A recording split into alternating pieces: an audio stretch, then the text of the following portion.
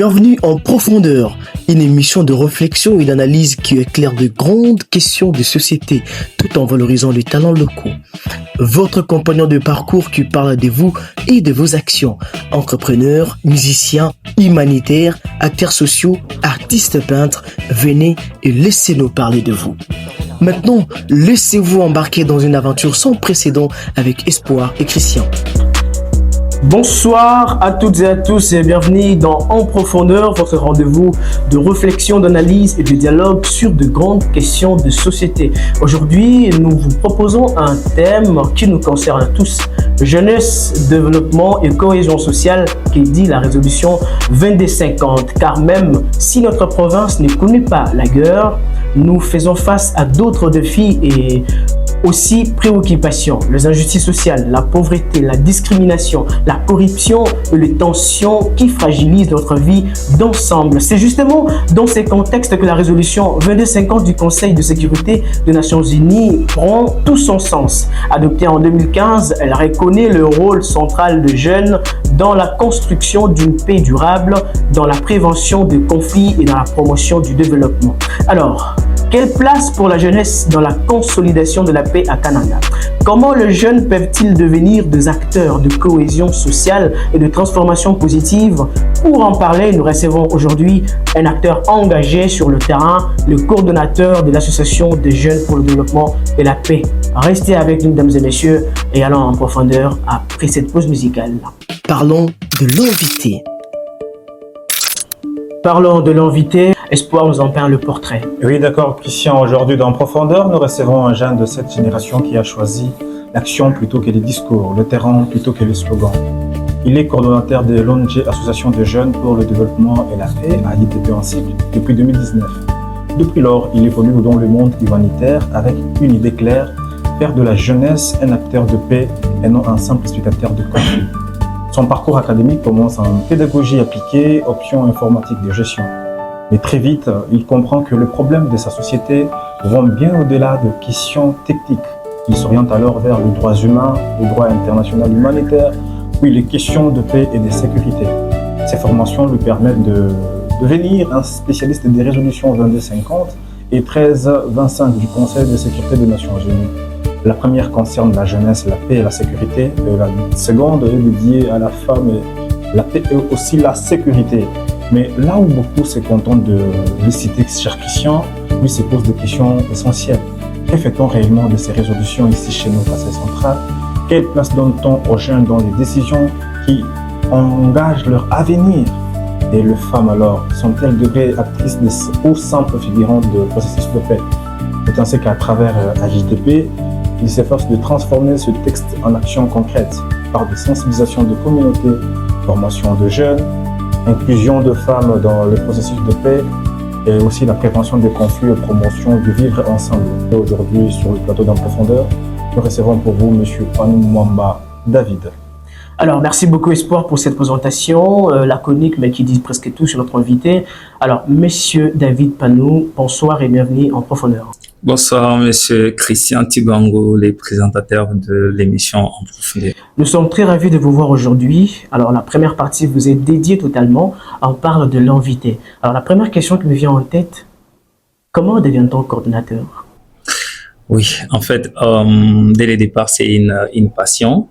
Déjà, lorsque j'ai suivi mes cursus académiques, mes études universitaires, si vous voulez dire. Donc, je me suis dit, bon, je suis ingénieur informaticien, mais sinon, j'ai eu à identifier des besoins au niveau de la communauté et cela m'a poussé vraiment, au-delà vraiment de la gestion informatique, au-delà des outils informatiques et tout, mais sinon, je dois vraiment apporter une réponse coordonnée, efficace au niveau de la communauté par rapport à tout ce qu'on a comme crise, comme défis, donc soit des défis socio-économiques ou des défis donc liés à des crises humanitaires. Et vu surtout que donc la province du Kasaï central, pourquoi pas même les Grands Kasaï, c'est une province post-conflit.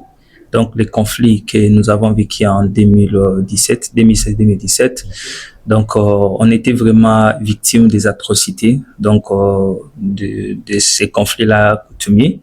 qui ont créé vraiment des crises au niveau de la communauté et qui ont créé même des tensions. Voilà pourquoi je me suis dit, bon, voilà, au-delà d'être ingénieur informaticien et tout, je peux me spécialiser dans les domaines liés à la paix, à la sécurité. Voilà, donc c'est par là que l'ambition a commencé et puis voilà, on a mis en place une association de jeunes. Donc pour se lancer vraiment dans le monde humanitaire, pour voir comment apporter une réponse humanitaire. Donc, vu que notre zone avait fait face vraiment à des conflits, voilà, donc à des crises vraiment répétées qui ont perturbé vraiment la vie de nos communautés. Alors, vous avez commencé en tant que vous avez fini en informatique et vous vous retrouvez dans le monde humanitaire. C'était quoi la première motivation? La première motivation, en étant d'abord victime de ces conflits-là, en 2017, parce que bon, on visait même déjà la jeunesse. Vous êtes vraiment de la zone, vous connaissez ce qui s'est passé. Et puis j'ai trouvé qu'il y avait des tueries. Bon, l'exercice scolaire des enfants a été interrompu, donc il y a eu massacre et tout. Bon, je me suis dit bon, qu'est-ce que je peux faire maintenant en tant qu'humain, en tant que jeune? Est-ce que j'ai un apport vraiment à apporter au niveau de ma communauté?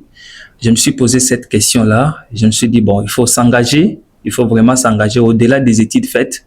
Donc, il faut s'engager pour voir comment apporter une réponse au niveau de la communauté.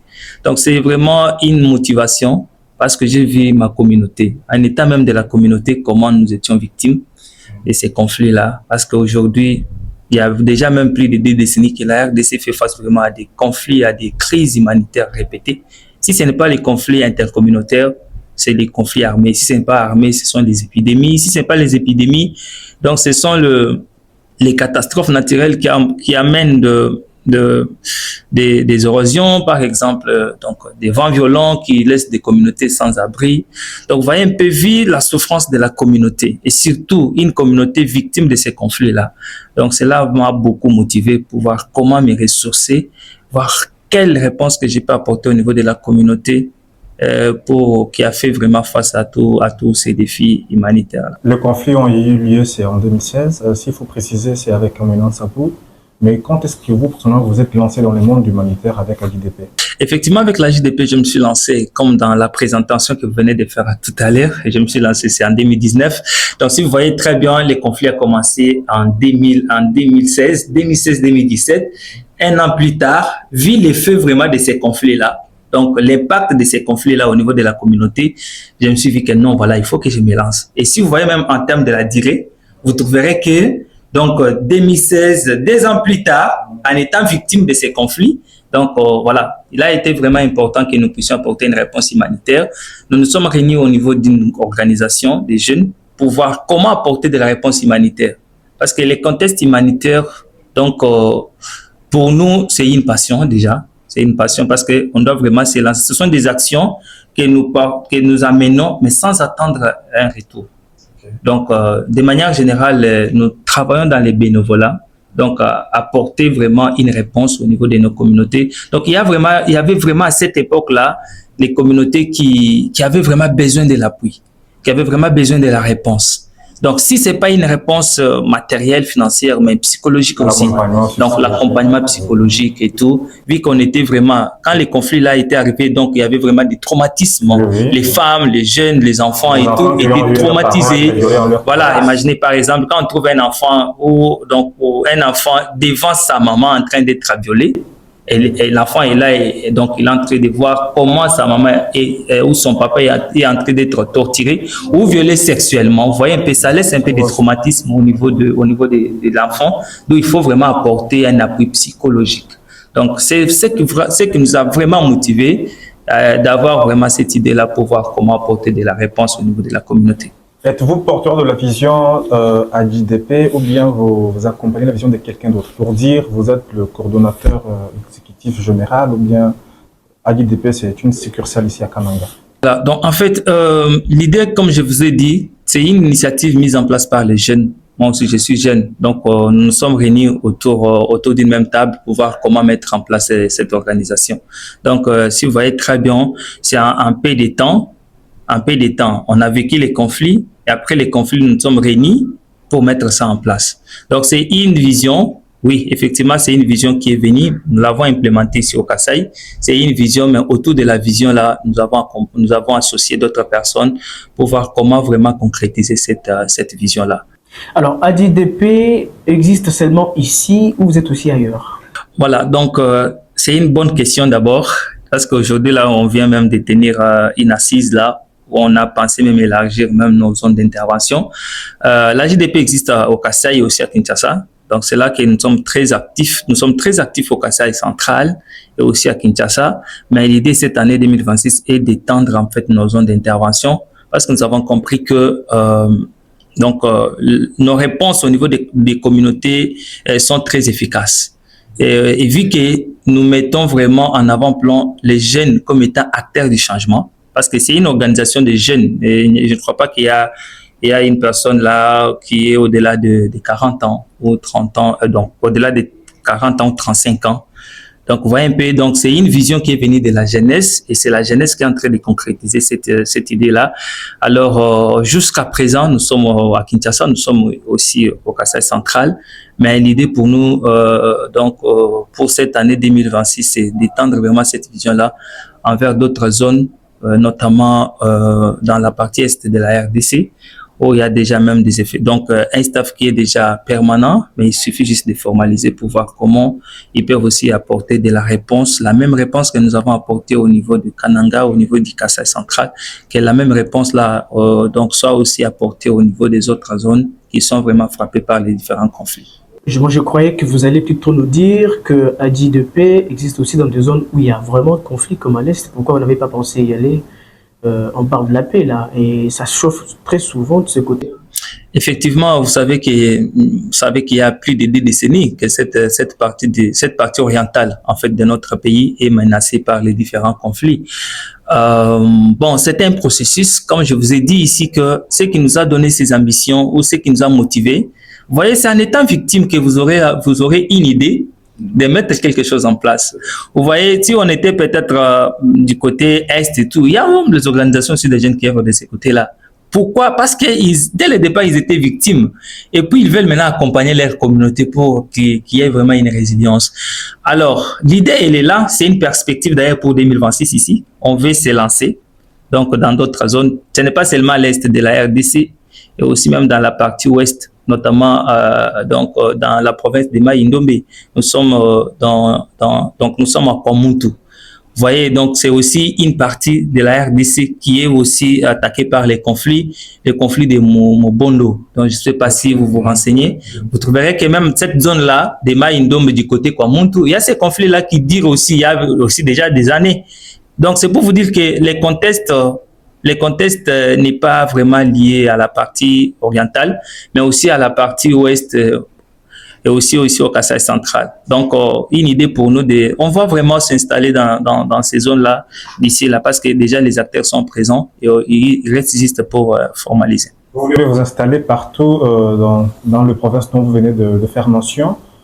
Est-ce que vous avez déjà créé un ancrage ici au Kasaï central? C'est-à-dire, est-ce que la population a déjà consommé AJDP jusqu'au point que vous vous dites que non, là, ça va, on peut migrer ailleurs? Bon, effectivement, vous savez, déjà AJDP, c'est déjà une organisation référence ici. Donc, on ne peut pas compter des organisations, surtout des jeunes. Donc, je ne parle pas des femmes et tout. Je mets l'accent sur la jeunesse parce que nous travaillons beaucoup sur la résolution 2250 qui parle de la jeunesse. Au-delà aussi de la résolution 2250, nous parlons aussi de la résolution 1325 qui parle de la femme. Mais nous mettons l'accent, pas femme comme actrice, mais jeune comme acteur. Vous voyez, on ne peut pas citer même, je peux dire même des organisations. Donc, je ne peux pas aller trop loin, seulement, sans citer AJDP. Donc, c'est-à-dire qu'on a vraiment de l'ancrage au niveau provincial. Et cet ancrage, nous l'avons même amené au niveau de Kinshasa, au niveau des autres zones. Donc, c'est ce qui nous a même motivé d'étendre en fait les champs d'action. Parce que nous avons trouvé que nous avons un ancrage en fait. Donc l'AJDP est connu ici. Donc une organisation qui travaille dans la province du Kasaï central à travers ces différentes interventions dans la communauté. Et pourquoi pas, il y a même certains bailleurs qui nous accompagnent, notamment certaines agences des Nations Unies qui nous accompagnent au niveau des Kananga, où nous sommes bénéficiaires de beaucoup de projets en fait. Voilà, merci beaucoup. Votre seule mission, c'est la paix et le développement, ou il y en a d'autres? En fait, vous savez, la mission, nous l'alignons selon les crises humanitaires que les communautés sont en train de faire face ou subissent. En fait, donc, nous avons la vision, ça fait partie même des domaines d'intervention sur lesquels nous œuvrons, la paix et la justice. Nous travaillons aussi dans la protection. La protection, vous savez que c'est un peu vaste, elle est transversale. Là-bas, il y a la protection de l'enfance, il y a la protection, donc on travaille sur les VBG, les violences basées sur le genre, donc les violences liées au conflit. En tout cas, on travaille sur des différentes thématiques. Et aussi, on travaille aussi sur l'éducation en situation d'urgence. Parce que nous, on travaille dans les contextes d'urgence. Donc, quand est-ce qu'il y a urgence? Voilà. Il y a urgence lorsqu'on voit les systèmes au quotidien qui est bouleversé en fait. Il y a urgence lorsque le pays fait face peut-être à des différentes crises humanitaires. Je vous ai parlé ici, soit c'est les conflits armés. Lorsqu'il y a un conflit armé, c'est une urgence. Lorsqu'il y a les conflits intercommunautaires, c'est une urgence. Lorsqu'il y a les épidémies, vous voyez par exemple là, on avait, si c'est Mpox, vous voyez du côté, on a touché Sankourou, c'est dans l'espace Grand Kasaï. Il y a eu Mpox. Donc, quand cette épidémie-là est arrivée, ça a bouleversé en fait le système, donc la vie quotidienne en fait. Donc, voilà, donc, comme je vois aussi même Covid-19 ici, on était censé porter des cache-nez. Vous voyez ce qu'on était habitué à porter les cache-nez. Voilà, il y avait des confinements. Quand il y a des épidémies, quand il y a de tout ce que vous venez de dire, de maladies, il y a urgence. Effectivement, il y a urgence. HDP intervient. Voilà, HDP intervient aussi quand il y a urgence. C'est comme notre zone ici. Déjà, même là, je vous informe que les Kasaï centrales les grands Kasaï, en fait, étaient considérés comme une zone en urgence. Vous voyez, donc, voilà, comme une zone en urgence parce que nous avons fait face à des conflits comme maintenant. Si vous voyez très bien là, avant 2016, même certaines agences des Nations Unies n'existaient pas ici. Vous voyez qu'après 2016, 2017, on a vu vraiment toutes ces agences-là, voire même d'autres organisations internationales. Pourquoi? Parce qu'il y avait urgence. Donc, il y avait urgence, donc une urgence liée vraiment au conflit intercommunautaire. C'est comme ça que j'appelle moi ces conflits coutumiers-là. Dès le départ, c'était un conflit intercommunautaire. Quand le conflit est venu, il y a eu des maisons qui ont été incendiées. Les communautés étaient sans abri. Donc, vous voyez une personne qui était dans sa maison, et du coup, là, on va incendier sa maison, il doit rester en l'air. Et ça va nécessiter même le déplacement forcé. Il y a eu des fois, personnellement, moi-même, je me suis déplacé pendant cette période-là. Quand on visait que non, on va tuer des jeunes et tout. On quittait nos maisons et puis on partait, voilà. On est victime. Donc, il y avait vraiment une urgence là-bas. Il y avait une urgence, mais actuellement, les Kasaï, la zone du Kasaï, précisément même à Kanang ici, on est en train de quitter les contextes d'urgence vers les contextes de développement. Voilà pourquoi certaines organisations actuellement là travaillent sur les nexus humanitaires, c'est-à-dire donc les nexus plutôt, donc les liens entre humanitaire, développement et paix. Nous vraiment nos interventions vont maintenant rester dans le développement, voire même dans la paix. Mais en termes d'urgence, il n'y a plus vraiment urgence au Kasaï central parce qu'on ne fait pas face ni au conflit intercommunautaire, au conflit armé ou des épidémies. Vous agissez beaucoup plus en urgence, mais pourquoi vous n'êtes pas prévisible? Pourquoi ne pas prévenir? Oui, vraiment, vu que notre contexte, bon, je vais parler dans les contextes du Kasaï. Vous savez que la province du Kasaï ou la zone du Kasaï, c'est une zone post-conflit. Nous ne sommes pas encore en conflit, mais c'est une zone post-conflit où les atrocités vécues à cette époque-là continuent à avoir de l'impact négatif dans la vie des communautés. Oui, mais il y a aussi des préventions. On est là. C'est pas qu'on a, même si les Kasaï, la zone du Kasaï n'est plus en urgence et tout, que non, on doit fermer, non, on travaille que dans l'urgence. Non, on travaille sur les nexus humanitaires. Donc, on travaille dans l'humanitaire, c'est-à-dire on apporte une réponse humanitaire en cas de nécessité et aussi on apporte aussi donc on travaille aussi dans le développement et aussi dans la paix. Parce que la paix, là, nous invoquons surtout la résolution 1325 et aussi 2250 qui parle de sécurité. Voilà, on va entrer dans la résolution 1325, surtout 2250 qui fait notre objet ici. Mais sinon, j'avais une question parce que là, on est en train de parler de vous. Donc, là, vous, en tant qu'institution, donc AJDP, on a parlé de votre histoire, mais moi, j'ai une question qui m'étaraude encore. AJDP, tout a été facile pour vous? Jusqu'ici, votre histoire, comment est-ce que vous avez commencé et qu'est-ce qui vous a un peu bouleversé dans votre lancée? En tout cas, c'est une très bonne question. Tout n'était pas vraiment facile. Donc, en tout cas, on a fait face à beaucoup de défis. Donc, liés en fait aux ressources, voulais-je dire, financières, matérielles, voire humaines. Vous savez, quand vous apportez une vision envers la jeunesse, on s'attendait vraiment à beaucoup de défis. Donc, on a passé à des étapes tellement compliquées et difficiles, mais grâce à notre résilience, grâce à la vision, parce que tout c'est au-delà de la... Donc, on s'est sacrifié parce qu'on portait ou on continue de porter une vision. Okay. Donc, pour arriver à la concrétisation de cette vision-là, il faut beaucoup de sacrifices. Nous avons beaucoup travaillé, vu qu'il y a surtout certaines catégories de jeunes, je parle pas de tous les jeunes, il y a une catégorie de jeunes qui, peut-être pour se lancer comme ça, il y a des soucis, il y a des problèmes. Vous savez, nous nous sommes lancés sans attendre que non, voilà, demain, après-demain, on va nous financer. Non, on a commencé à avoir de l'ancrage opérationnel au niveau de la zone, bon, avec nos ressources propres et tout. Et ces activités que nous avons pu organiser là avec autofinancement, ça a ouvert en fait donc des opportunités auprès des... Vous avez réussi à lever le fonds auprès de partenaires. Oui, effectivement. Donc d'ailleurs nous avons même, ça c'est un témoignage que je veux même donner ici. Nous avons eu même à avoir les premiers fonds, les premiers bailleurs, en fait les premiers financements avec un partenaire. Malheureusement, il a fermé. Il s'agit de ISAID. Donc pendant la période électorale, et j'ai toujours voulu partager cette expérience. Pendant la période électorale de 2023, voilà. Oui, 2023.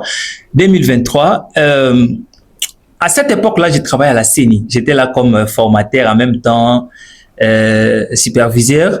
Et j'étais toujours coordonnateur de la JDP. Alors, je me suis inspiré d'une citation en tant que formateur à la CENI. Je me suis dit, bon, ok, mais pendant cette période-ci, qu'est-ce que l'organisation peut faire? En tout cas, je vous dis que tout n'était pas facile. On s'est inspiré, j'ai dit, bon, il y a une catégorie de personnes qui vont prendre part à l'enrôlement, qui vont être identifiées et être enrôlées. Mais c'est la première fois. Ils ne savent même pas pourquoi on doit avoir la carte d'électeur, pourquoi on doit aller au vote, pourquoi. Au sein de l'organisation, nous nous sommes organisés, ok, est-ce que nous ne pouvons pas aller mener une activité comme ça avec cette catégorie de la population? Je parlerai des élèves, des nouveaux majeurs ou majeurs à l'horizon 2024 à cette époque-là. Nous avons mené une sensibilisation dans des écoles, nous avons rapproché la CENI, nous avons mené des sensibilisations dans des écoles et à la fin, on a fait donc, vous voyez, tout commence comme une aventure, non? Donc, ça commence comme une aventure et tout. Et du coup, donc, voilà, on a mené ces activités-là avec la CENI, un appui technique de la CENI, logistique aussi, parce qu'ils nous accompagnaient avec leur matériel. Et à la fin de ces activités-là, nous avons élaboré un rapport. Donc, je voulais juste vous expliquer comment nous sommes arrivés à avoir les premiers financements. À partir de votre première action. À partir de notre première action. Avec le moyen de bord, voilà. Après, ça vous a apporté visibilité auprès des bailleurs de fonds. Effectivement, parce que s'il n'y avait pas cette activité-là, on ne devait pas avoir ces fonds-là, ces financements-là. Imaginez un peu pour la partie, on avait pris la partie ouest, je parlais du côté Grand Bandundu là-bas, et aussi la partie du centre ici, donc le Kasaï. Et en lançant l'appel d'offres là auprès du donc le partenaire, lorsqu'il a lancé l'appel d'offres, on était sélectionné. Il s'agissait d'une présélection. Et puis à la fin, bon, le partenaire a demandé, il faut maintenant fournir les rapports de vos activités récentes. Vous voyez? Donc à partir c'est là que nous sortons notre rapport qui cadrait vraiment avec l'appel au projet du partenaire. Et puis je vous dis que les organisations des autres zones étaient exclues. Ils n'étaient pas sélectionnés. Mais nous, on était sélectionnés. Pourquoi? Parce qu'on avait déjà commencé quelque part une activité autofinancée et puis qui nous a apporté vraiment des financements au niveau du partenaire. Donc, c'est ça, les fonds d'ailleurs. c'est pas un secret. Avant que nous ne puissions passer à l'étape suivante, j'aimerais que vous puissiez nous répondre en toute sincérité, monsieur le coordonnateur. Ouais. Si aujourd'hui, dans ces contextes où les ONG commencent à naître comme des champignons, excusez-moi, alors, si aujourd'hui une ONG, soit Inasbel, voit jour avec la même vision que vous, en quoi est-ce que la vôtre serait différente? Ok, merci beaucoup. Ces constats-là, les constats que vous venez de faire là, personnellement, j'en ai aussi fait. On voit aujourd'hui, les gens se réunissent, donc on a créé donc, des Asbel, les ONG et tout. Mais tout va autour de la vision. Vous savez, on ne peut pas se réveiller un matin là et puis on crée. C'est quoi la vision? C'est quoi vraiment les besoins? Qu'est-ce que vous allez répondre comme problème au niveau de la communauté? Vous savez, au-delà de ça, j'ai eu même avoir une idée, vu qu'ils sont en train de naître, parce que nous aussi, on était accompagnés. Pour arriver même là, donc pour arriver au niveau où nous sommes même actuellement, il y a eu un accompagnement technique aussi. Donc, nos aînés dans ces domaines-là nous ont accompagnés jusqu'à avoir des partenaires et tout, et c'était d'abord un engagement de notre côté. Mais ces organisations, lorsqu'elles sont en train de naître, moi, je me pose une question. Est-ce qu'il y a vraiment une vision? Pourquoi on veut créer? C'est sûr, le naître, bien que ça devient un peu exagérant, mais naître, quelqu'un qui choisit d'ouvrir quelque chose, de commencer quelque part, comme vous aussi d'ailleurs, supposons qu'ils ont toujours une vision. Bien que des visions peuvent s'entremêler, c'est pourquoi je me suis demandé s'il y a une vision qui partage la vôtre, qui partage avec la vôtre. Alors, comment est-ce que votre Asbel serait différente? Oui. Bon, en fait, notre Asbel sera différente par rapport à la réponse qu'on va apporter. Vous savez, la vision, elle est la même. Par exemple, nous luttons tous contre les violences basées sur les genres. C'est ça, les violences sexuelles et tout. Donc, il y a une organisation X qui lutte pour les violences. Nous aussi, on lutte sur les violences. Vous voyez que la vision, elle est... Donc, la mission, elle est la même. Maintenant, il y a quelque chose qui doit apporter une différence entre nous deux. C'est la réponse qu'on doit apporter. Est-ce que la nôtre sera efficace, coordonnée? Et si la nôtre est efficace, peut-être que la leur ne peut pas être efficace, coordonnée. Parce que moi, je trouve qu'il y a actuellement là, surtout, je vais faire une parenthèse, les jeunes surtout. Donc, nous, on ne travaille pas par sentiment. Donc, on ne mène pas les activités par sentiment. Lorsqu'on suit vraiment les cycles du projet, la gestion du projet, tout commence par l'identification du problème dans la communauté. On identifie un problème, on planifie, on met en œuvre et puis on clôture. Mais en mettant en œuvre, on doit évaluer, on doit suivre et évaluer ces projets-là. On doit suivre réellement. En suivant là, on dit que, OK, après même évaluation, même à la fin, on va tirer des leçons apprises. Ces projets-là, et ça apporte maintenant une petite différence avec nous. C'est au niveau vraiment de l'intervention, au niveau de la réponse que nous allons accorder, que nous allons vraiment donner, que nous allons apporter au niveau de la communauté. Mais l'idée aussi, elle est venue dans le sens que on veut vraiment cette fois-ci développer une approche de travailler ensemble. On peut avoir une même vision, la même mission, avec des ONG différentes, mais actuellement, là, nous privilégions de travailler en consortium pour que la réponse soit, au lieu de travailler de manière isolée, comme vous avez la même vision, la même mission que la nôtre, au lieu de travailler de manière isolée, on doit se mettre ensemble pour travailler, pour que la réponse qu'on doit apporter dans la communauté soit coordonnée, efficace et durable. C'est par là vraiment qu'il y aura vraiment une différence entre les organisations. Voilà. En toute sincérité, moi je vous ai connu, ce n'est pas aujourd'hui, je vous ai connu depuis 2023, lorsque vous étiez encore à Kamulumba. Je viens à l'IDP avec une autre équipe. Aujourd'hui, je vois à l'IDP sur Bissamba, avec toute une autre équipe, mais avec le même coordonnateur. C'est dur. D'accord, ok. Donc c'est une très bonne question. Vous savez, nos organisations ne sont pas statiques. Elles sont dynamiques, voire même les staffs. C'est tout comme demain, après-demain, je ne peux pas être... C'est une personnalité morale en fait. Ce n'est pas une personnalité physique. Quand on va à JDP, on ne me va pas moi. On voit la personnalité morale. Si aujourd'hui, moi, j'ai dit, OK, je mets fin à ma mission au niveau de l'AJDP. Cela ne veut pas dire que l'AJDP va fermer. Il va continuer avec les personnes qui sont là. Maintenant, on était là-bas et puis en arrivant, en changeant les sièges, vous voyez, donc on a changé les milieux, on a autre staff. Bon, cela est dû aussi, vous savez, quand on travaille, au-delà des ambitions organisationnelles, on a des ambitions personnelles. Donc moi, il y a même je crois que c'est un collègue coordonnateur qui me dit, mais David, comment je travaille avec ces gens ici, dans la même organisation, en train de mettre en œuvre un projet. Mais on a lancé l'appel chez une organisation X. Vous trouverez les mêmes staffs là, allez postuler encore là-bas. Donc c'est là, je vais conclure en disant que au-delà de nos ambitions organisationnelles, nous avons aussi des ambitions personnelles. Et aussi, si moi j'ai trouvé l'opportunité ailleurs, j'ai aussi une vision. Au-delà des AJDP, je peux me taper une autre opportunité, toujours dans le monde humanitaire.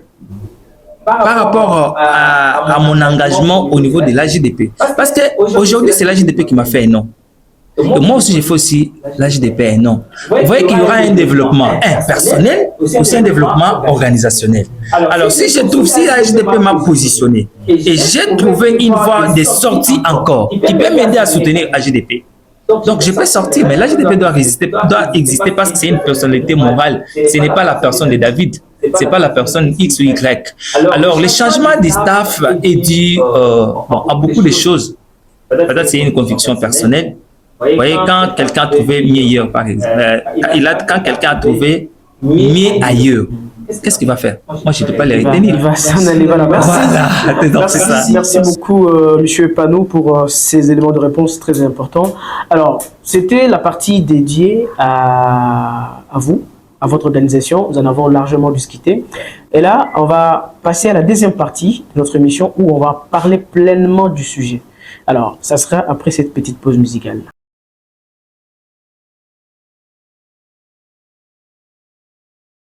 Voilà, le sujet du jour. Aujourd'hui, on parle de la jeunesse, de développement, on parle de la cohésion sociale et de ce que dit la résolution 2250. Alors, dans votre nomination, monsieur le coordonnateur, Association des jeunes pour la paix et le développement. C'est le mot paix qui m'intéresse. Et ici, on parle de la résolution 2250 qui parle aussi de la paix. Alors, c'est quoi les liens entre les deux? Merci beaucoup. Déjà, je vous ai dit que au sein de notre organisation, nous travaillons sur les deux résolutions là. Donc, la première, c'est celle que vous avez évoquée. Donc, c'est la résolution 2250. Donc, voilà, c'est ce qui fait même le sujet de cette émission. Nous sommes une association de jeunes. Maintenant, j'enlève les contextes de développement et je parle de la paix. Association des jeunes pour la paix. Donc, c'est ça le sujet. Comme vous avez dit que non, ce qui vous intéresse, c'est la paix. Et non d'abord le développement maintenant. Voilà. Donc, on va quand même parler du développement. Effectivement, on doit parler du développement, mais essayer un peu de décortiquer les contextes de la paix. Donc, c'est une organisation qui a été vraiment mise en place par les jeunes pour la promotion de la paix. Et nous travaillons sur cette résolution-là, parce que c'est une résolution qui nous donne mandat, en tant que jeunes, d'être des leaders, des acteurs de la cohésion sociale, des acteurs de la paix. Mais d'où est venue notre inspiration? Oui. Le conflit Kamwina Sapou. Voilà, le conflit Kamwina Sapou, où nous nous sommes dit que, ok, les jeunes, avant 2015, parce que la résolution dont on fait allusion ici a été adoptée par le Conseil de sécurité des Nations Unies le 9 décembre 2015. Avant la signature, parce que d'ailleurs la résolution c'est quoi? C'est un texte juridique qui reconnaît les rôles des jeunes comme acteurs du changement, comme acteurs de la paix. Et avant dans nos États, parce que cette résolution-là a été adoptée par le Conseil de sécurité des Nations Unies, qui est un organe des Nations Unies. D'où aujourd'hui même déjà l'organisation, l'ONU donc qui a aujourd'hui à peu près 193 États membres, dont la RDC fait partie. Donc il y a 193 États qui font partie de l'ONU, de l'organisation internationale, donc les Nations Unies, et notre pays est aussi membre, et est un État membre de cette organisation-là. Et l'organisation dans son organe conseil de sécurité, parce que c'est un organe de maintien de la paix, c'est ça son rôle. Donc, la paix ou la sécurité internationale. Tout ce que nous... Excusez-moi, permettez que je puisse un peu orienter, parce que là, la question était de savoir surtout le lien qu'il y a entre l'intitulé de votre ASBEL et la résolution. Y a-t-il un lien direct ou c'est une simple coïncidence? Non, ce n'est pas une simple coïncidence, parce que déjà la résolution, c'est un test dont nous nous inspirons déjà. Ça crée un lien là. Vous voyez, donc nous, c'est l'Association des jeunes pour la paix. Et la résolution parle de la paix en mettant en avant-plan les jeunes comme acteurs de la paix pour que les États membres de cette organisation, ou soit notre pays, quittons même les pays, c'est au niveau national, même au niveau local ici ou au niveau provincial, que les autorités sachent que les jeunes sont des acteurs de la paix. Maintenant, nous, on a créé ces liens-là entre la dénomination de l'organisation et les tests, donc les tests adoptés par le Conseil des Nations Unies. Donc, c'est sur un fait réel. Voilà, sur les faits réels. Parce que les faits réels, là, donc, nous l'avons tiré avec les conflits comme on ça.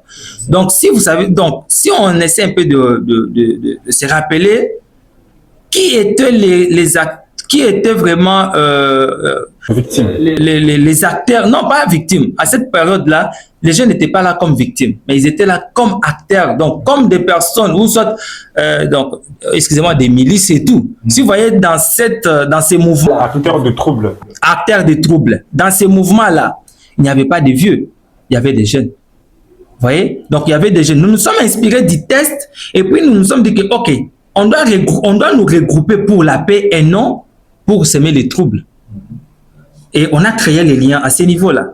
Donc, Association des jeunes pour la paix. Et là-bas, les conseils, c'est les conseils, donc c'est la résolution 2250, jeunesse, paix et sécurité. Ok, donc si il faut bien comprendre, vous êtes parti d'un fait réel et puis vous vous êtes enraciné dans la résolution. Effectivement, voilà. Alors, que dit concrètement la résolution 2250? C'est quoi son contenu? Ok. Déjà, la résolution 2250, comme je venais de vous dire que c'est un test juridique, c'est un instrument juridique qui reconnaît, qui fait voir ou qui fait reconnaître aux États, particulièrement la RDC, que les jeunes ont droit à participer dans des mécanismes de prise de décision, à participer dans des initiatives de la paix. Donc, la résolution a à peu près 5 piliers. Okay.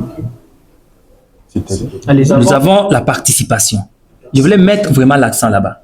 Vous voyez, nous, les jeunes, avant 2015, on nous considérait comme les semeurs des troubles et non comme acteurs du changement. Et à la table des prises de décision, il n'y avait pas de jeunes. Il y a eu même à la fois où on prenait des solutions, on prenait des décisions sur la jeunesse, mais sans associer cette jeunesse-là à la table. Parce que la résolution veut reconnaître aux États que vous ne pouvez pas parler de la jeunesse sans associer cette jeunesse-là sur la table. Il faut les associer, les considérer comme acteurs, les considérer comme des personnes qui doivent vraiment participer à tous les mécanismes de gouvernance aussi. Et si on fait un constat au niveau local, il y a combien de jeunes qui sont dans des postes de prise de décision? C'est à peine que nous commençons à voir le jeune prendre quand même... Voilà, je sais que, bon, je suis sûr que le verre n'est pas vide. Il y a quelque chose à l'intérieur, mais il n'est pas rempli en fait. Et quel pourcentage? Et si vous voyez très bien actuellement là, aujourd'hui là même, la résolution 1325 a totalisé 25 ans. Vous voyez que cette résolution là a pris de l'avant, donc a eu vraiment des progrès par rapport à la résolution 2250. Aujourd'hui, on a quand même des femmes. Celui qui dirige, donc qui est ministre de la, donc qui est première ministre, c'est une femme. C'est sur base de cette résolution-là. Mais est-ce que demain, après-demain, on ne peut pas aussi avoir un premier ministre jeune? C'est la 22-50 qui donne pouvoir aux femmes, ou bien c'est la 13? C'est la 1325 qui donne, qui reconnaît, qui fait voir aux États que les femmes doivent participer aussi à des postes de prise de décision. Voilà. Donc, on essaie un peu de... Ce sont les deux résolutions. L'autre part de la femme et l'autre part de la jeunesse. Pourquoi? Parce qu'on a compris que les femmes, les jeunes sont discriminés au niveau de la communauté, au niveau même donc, au niveau même de la gouvernance, donc au niveau de la gouvernance locale. Vous voyez, non, toi, tu es même, excusez même, sortez même ici, allez-y, vous rencontrez avec les vieux. Là où ils font débat, qu'est-ce qu'ils vont vous dire? Non, toi, tu es un jeune, qu'est-ce que tu connais? Tu dois te taire, tu ne connais rien. Donc, à peine de naître comme ça, tu vas aussi parler avec les grands, ou tu vas aussi mettre un point de vue. C'est-à-dire qu'avant 2025, avant 2015, en tout cas, les jeunes, excusez-moi, on ne les considérait pas. Et aussi, au-delà de ça, il y a même actuellement, les Nations Unies célèbrent même la journée des compétences des jeunes. Okay. Mais avant s'il vous plaît, avant de continuer, on est encore au premier pilier, la participation. Alors, avant de continuer, est-ce vraiment le problème des jeunes, le problème de ceux qui sont dans les instances de prise de décision ou les jeunes eux-mêmes? Oui, la première des choses, c'est les jeunes eux-mêmes, et aussi ceux qui sont dans des instances de prise de décision. Pourquoi est-ce que cette résolution au niveau du CASA ici, est-ce qu'elle est connue par les jeunes? Sortez un peu dehors là. Demandez un peu à un jeune ou à une jeune fille. Est-ce que tu connais la résolution 2250? Mais c'est ça le travail que devons faire à l'UDP. Bon, voilà, donc je crois, même si vous suivez, nous avons même nos rapports annuels. On travaille là-dessus. On réunit les jeunes, on leur parle de la résolution 2250. Je vois, si on ne peut pas compter des organisations ici au Kasaï qui parlent de la résolution 2250 sans parler donc, de la JDP. Donc, les premiers problèmes, c'est les jeunes. Les jeunes eux-mêmes. Parce que tu ne peux pas dire que ton droit est violé si tu ne connais pas ton droit, si tu ne connais pas ces droits-là. Il faut dès le départ connaître les droits et puis maintenant savoir comment il a été violé. Donc, le problème d'abord, c'est la jeunesse qui ne connaît pas encore à 80% cette résolution-là. Parce que c'est une résolution qui peut même me tenir aujourd'hui là même devant les autorités provinciales, nationales et tout. Je dis que non, je dois participer. En tant que jeune, j'ai droit, j'ai des compétences de participer. Je mets l'accent sur ces premiers piliers-là parce que c'est là que nous sommes beaucoup discriminés. La participation des jeunes. Pas seulement à des postes de prise de décision. Non, nous tous, les postes de prise de décision, ce n'est pas seulement politique. Même au sein de nos familles, est-ce que les jeunes ont un mot à dire? Même au sein de nos familles, même au sein de nos organisations à nous là, les ONG et tout. Résolution 2250, elle parle de la paix. Alors, qui parle de la paix, donc on sous-entend qu'il y a la guerre. Ça c'est ce que les gens comprennent. Alors, pour vous, vous êtes humanitaire, vous êtes coordonnateur de cette grande asbel qui parle très souvent de la paix. Quand est-ce qu'on peut parler de la paix? Commençons par là et après on va continuer avec le pilier. Ok, merci beaucoup. La paix, ce n'est pas l'absence de la guerre. Quand il y a peut-être les inégalités sociales, est-ce qu'il y a une paix? Il n'y a pas une paix. Si l'autre accède et moi je n'accède pas, est-ce qu'il doit y avoir la paix? La paix, ce n'est pas seulement que les gens s'entretuent avec des armes. Ou quand il n'y a pas, quand dans la zone où il n'y a pas les gens qui se tuent avec des armes et tout, c'est là on dit que non, là il y a la paix. Non, la paix même au niveau social. C'est par là aussi les problèmes. Est-ce qu'aujourd'hui on dit que non, peut-être le Kasaï central n'est pas, ou soit la région du Kasaï n'est pas en paix. Nous sommes dans la paix. La paix, c'est pourquoi? La paix là-dedans, on dit non, nous sommes dans la paix. Parce qu'il n'y a pas la guerre. C'est sûrement ce que les jeunes comprennent. Non. Il va falloir expliquer à chaque jeune, à tous les jeunes, que la paix, c'est pas seulement l'absence de la guerre, la paix, c'est les injustices, la paix, c'est les inégalités, tout ce que vous venez de dire, pour qu'enfin le jeune puisse. Parce qu'on ne peut pas jeter la faute sur le jeune, tout en disant que c'est les jeunes qui ne connaissent pas qu'ils ont des droits. Pourtant, il y a des organisations comme AJDP, des organisations qui doivent aller vers le jeune pour le faire comprendre qu'ils ont des droits, afin qu'ils puissent aussi participer. Effectivement, je suis tout à fait d'accord avec vous sur cet aspect-là. Les jeunes ne sont pas vraiment... Moi, je ne considère pas un jeune comme victime. OK? Les jeunes n'est pas victime. Un jeune, moi personnellement, je ne suis pas victime. Mais je peux me victimiser moi-même si je ne connais pas. Je peux me discriminer moi-même si je ne connais pas. Donc, il y a un problème là-bas.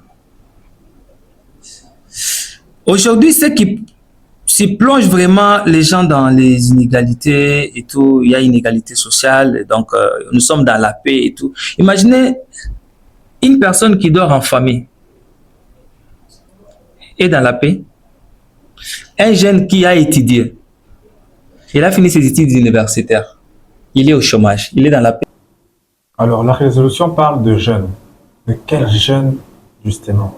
Parce que nous remarquons aujourd'hui, parce que nous blasphémons beaucoup plus le vieux pour dire qu'ils ne nous donnent pas notre place. Et que font les jeunes aujourd'hui? Les jeunes ne veulent pas étudier. Les étudiants ne prennent pas les études au sérieux. Les diplômes deviennent juste un simple papier.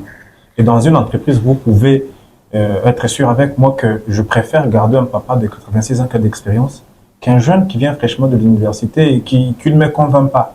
Alors, de quel jeune la révolution s'adresse? Parce qu'aujourd'hui, on parle du chômage. Oui, c'est une question normale.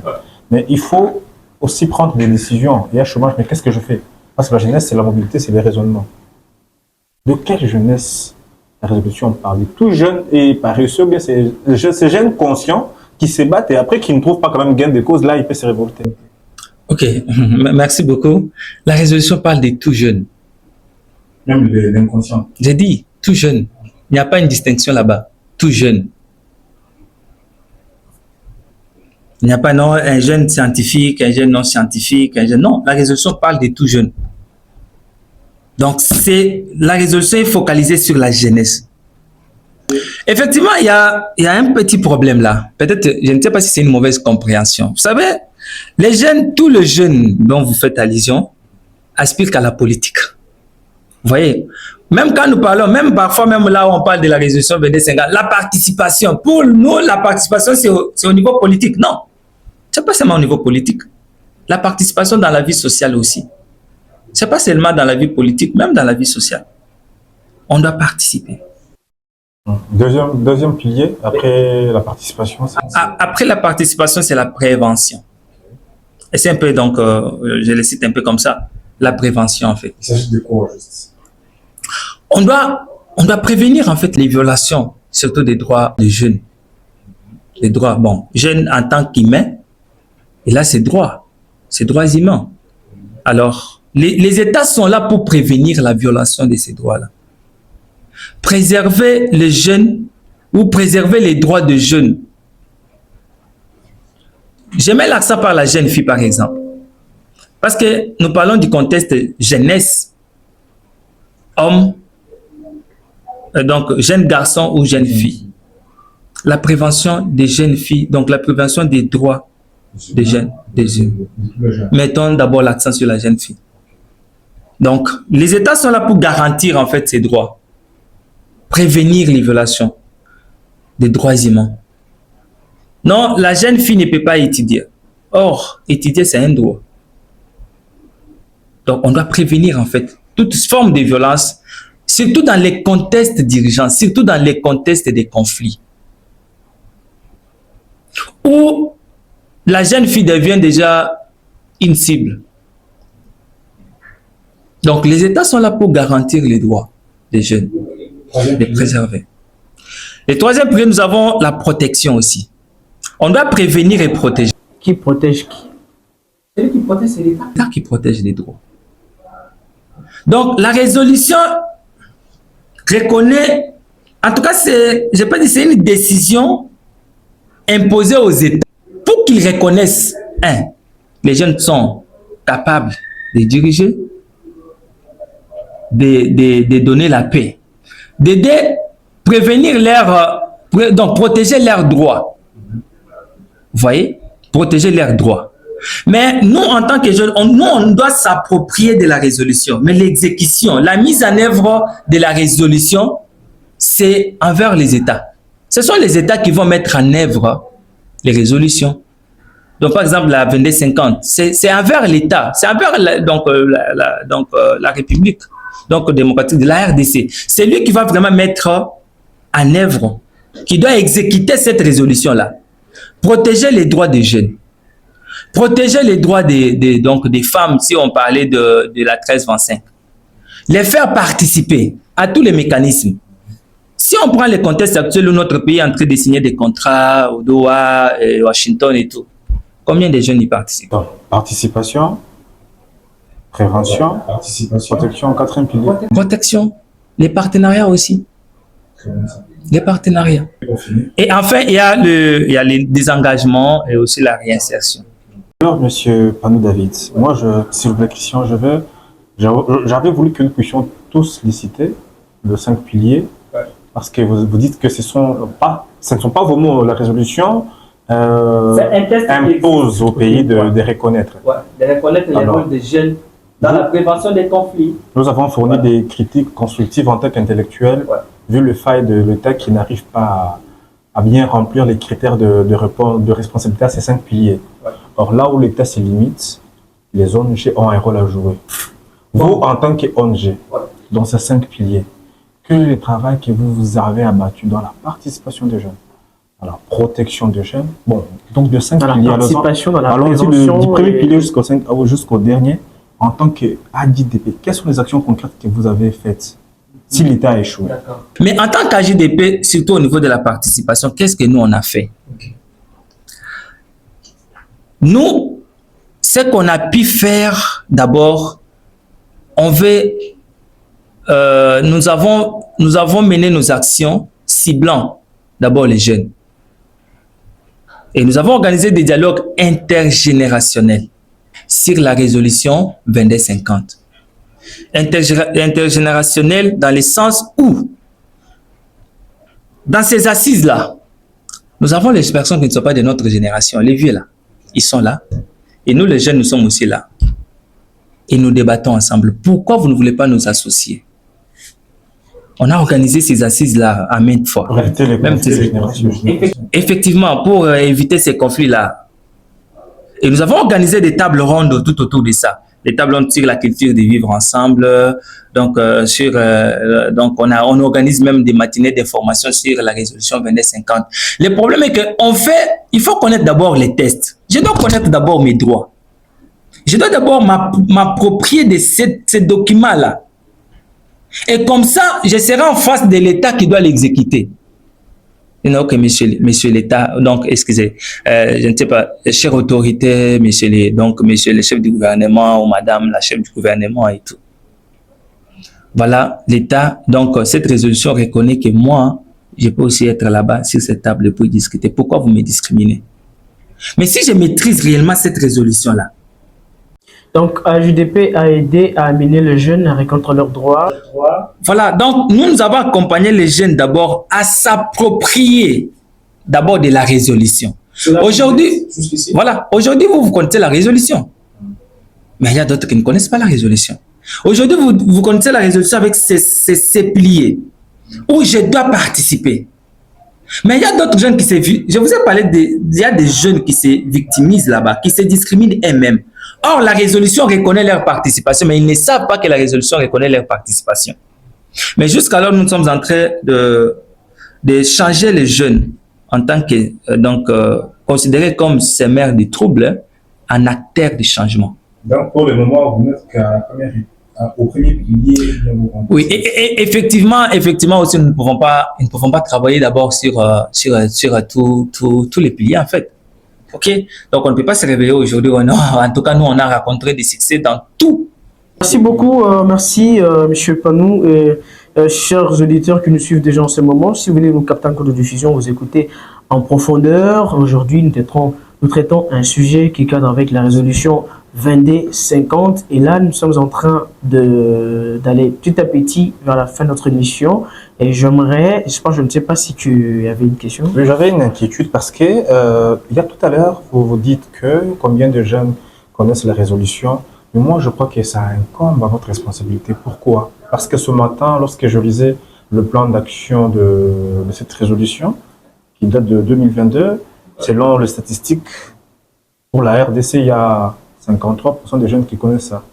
Alors vous, en tant qu'ONG, vous avez fait, je crois, peut-être il y a 6 ans, quels sont les indicateurs objectivement vérifiables Parce que vous dites que les jeunes ne connaissent pas, mais avez-vous failli à votre mission de faire contre la résolution? Ou bien il vous faut encore vous laisser le temps pour que les jeunes reconnaissent le temps? Parce que Christian dit au début, quel lien existe entre, a dit parce que ça corrobore, hein, Association de jeunes pour le développement et la paix et la résolution. Donc ça devrait être votre ancrage. Mais pourquoi vous-même, coordonnateur, vous ne savez pas combien de jeunes ne savent pas cette résolution? Vous savez, les problèmes nous avons déjà même identifié ces problèmes-là. Vous savez, notre pays est riche en tests. Et aussi, il y a même d'autres arrêtés ou d'autres instruments que les pays a rectifiés. Mais il n'y a pas la vulgarisation. Le problème, c'est là. Mais nous, en tant qu'AGDP, nous vulgarisons en fait la résolution 2250. Même les plans d'action, parce que les pays ont même un plan d'action, les plans d'action de la résolution 2250. Lorsque je parle que les jeunes ne connaissent pas la résolution 2250, c'est pas vraiment tous les jeunes, non, donc qui ne connaissent pas. Mais je prends d'abord les contextes ici du Kasaï. Chez nous, ici au Kasaï central. Bon, quittons ailleurs. Parce que si je me retrouve devant un jeune peut-être venant de Goma, de Kinshasa, il a une idée sur la résolution 2250. Même si ce n'est pas tout, mais au moins un sur deux a une information sur la résolution 2250. Qui vous fait croire que lui connaît, celui de Kananga ne connaît pas? Le problème est que combien même d'organisations ici au Kasaï qui travaillent sur cette résolution-là? Nous travaillons. Nous travaillons sur la résolution 2250. Mais Faut-il seulement qu'il y ait des organisations qui en parlent ou faut-il élargir un peu le prisme, voir d'autres institutions qui peuvent peut-être enseigner même ça à l'école? Pourquoi vous pensez qu'il doit seulement y avoir nécessairement des ONG qui en parlent? oui, c'est pas vraiment un problème des ONG seulement, c'est aussi un problème des autres institutions. Il y a eu vraiment des plaidoyers que nous sommes en train de formuler par rapport à ça aussi. Bien sûr, nous ne pouvons pas couvrir toute la zone en tant qu'AGDP.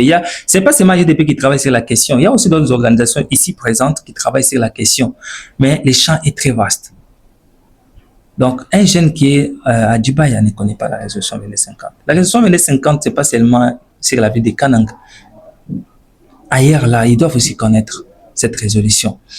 Et aussi, on est arrivé même plus loin pour faire même, quand nous participons dans des forums sur donc la résolution, on est arrivé même à faire même un plaidoyer pour qu'on puisse traduire cette résolution-là dans la langue locale.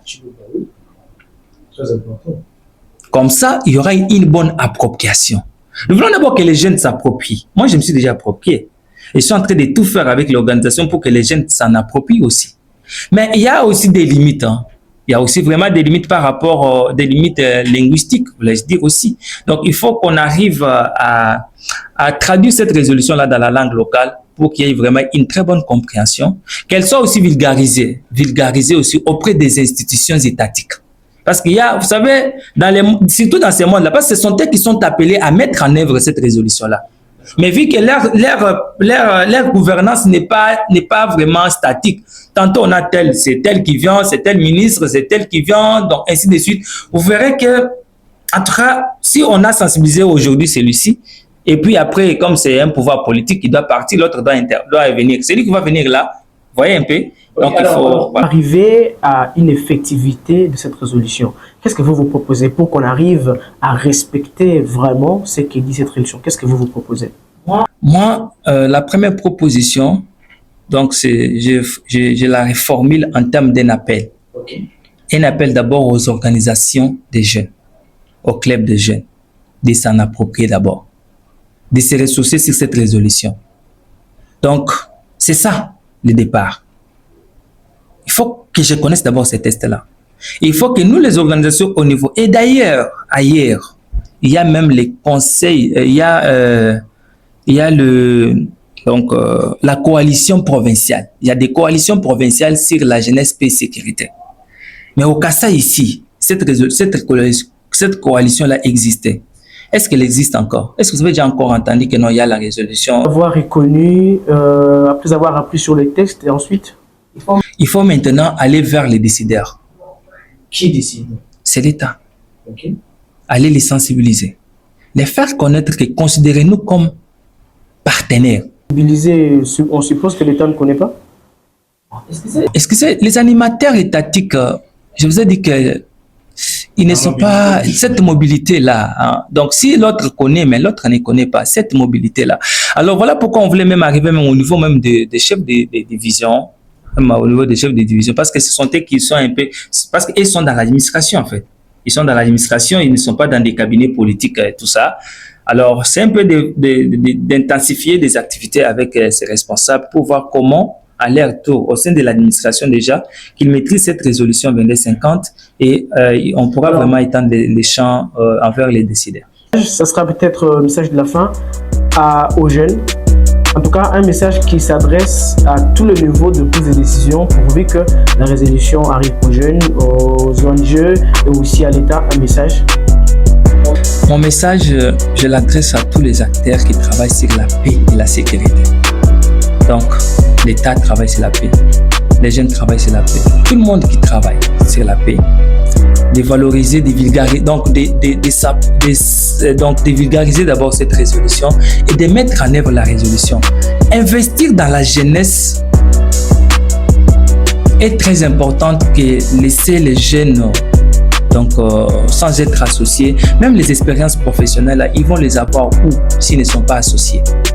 Il faut les associer, il faut travailler avec les jeunes, il faut donner des responsabilités aux jeunes pour qu'ils développent leurs compétences. Les jeunes sont très compétents. Ils sont très compétents. J'ai fait cet appel-là aux autorités étatiques, aux autorités non étatiques, pour voir comment considérer les jeunes comme acteurs de changement et les associer dans tout ce qu'ils font. Merci beaucoup, Monsieur Pano David, coordonnateur de l'ASBEL, Association des jeunes pour le développement et la paix. Mesdames et messieurs, vous étiez nombreux à nous écouter. Aujourd'hui, on a parlé de la résolution 2250 avec ces 5 piliers. Nous avons parlé de la participation, nous avons parlé de la prévention, nous avons parlé de la protection, nous avons parlé du partenariat, aussi de l'engagement et réintégration. Alors, cette émission sera sur nos plateformes numériques, vous les jeunes. Alors suivez-nous sur le net. Pour aujourd'hui, c'était En Profondeur. Nous avons accueilli un invité de marque. On se retrouve à la prochaine.